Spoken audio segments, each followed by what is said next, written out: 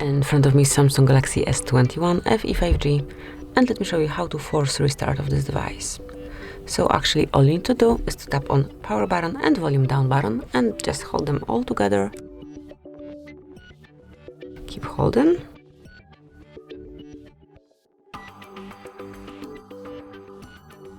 Still keep holding till you feel the vibration.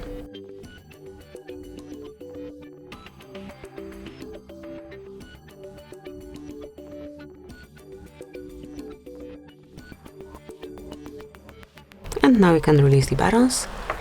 Within a couple of seconds it will be rebooted, and then you'll be able to use it easily as previously, so just wait a couple of seconds.